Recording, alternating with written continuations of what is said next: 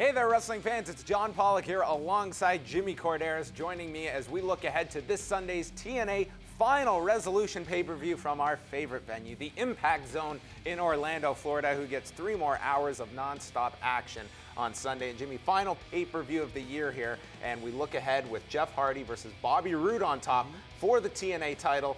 Jeff Hardy, really not the focal point right now of TNA programming. We've got aces and eights, we've got love triangles going on, and somewhere in the midst of this is a main event for the TNA title that really hasn't gotten kind of that focus that the other programs are getting, in my opinion. No, I agree, absolutely right. And it doesn't seem to be a TNA problem. It seems to be a problem across the board where the love is in the air in wrestling, Jim. Exactly. I mean, love takes precedence over everything, I suppose.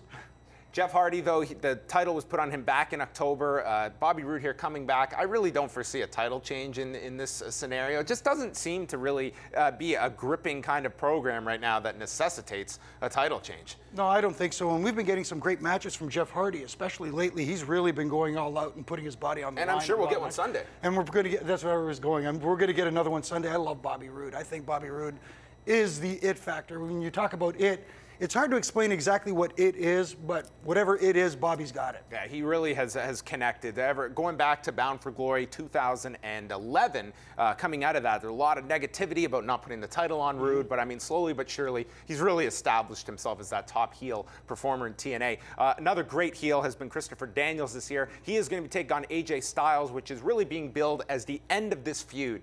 These two have been really tied together throughout their entire careers, really, and this feud, you can trace it back to Destination X of 2011, and never have I gotten the sense, Jimmy, that this is dragged or it's let's move on to something else. I think they've done enough with the insertion of Kazarian, the great character development that those two have had, Daniels and Kazarian, that I feel the feud, Claire Lynch aside, has been a lot of positivity. Absolutely. It was a very positive feud going all the way back, like you said. The Claire Lynch thing, okay, one little hiccup, I guess we can... come on, that was like a giant frog in the throat. Yeah, okay, a big hiccup, but still. But they coughed, and they're over it now. Yeah, exactly. At least they got rid of the frog really quickly. But, yes, one last battle. These guys are going to go, and it's going to be a great match, and I'm really looking forward to this one. Bully Ray taking on Austin Aries. This is kind of a byproduct of the Bully Ray, Brooke Hogan love angle. But at the end of the day, hey, we get a good match here with Bully Ray and Austin Aries. They had a fantastic pay-per-view match earlier this year. And you look on paper, I mean, some solid stuff right here at the top of the card. Absolutely. The matches we've discussed so far, all three of them are just great matches. We're going to get good in-ring work in this pay-per-view. It's just a matter of where they're going to lead to going into 2013. Could Brooke be pregnant? These are the questions the TNA viewer is asking right now. Could Bully Ray be having a little bully? A baby bully? Baby bully. Baby bully. Get the feeding table. Yeah.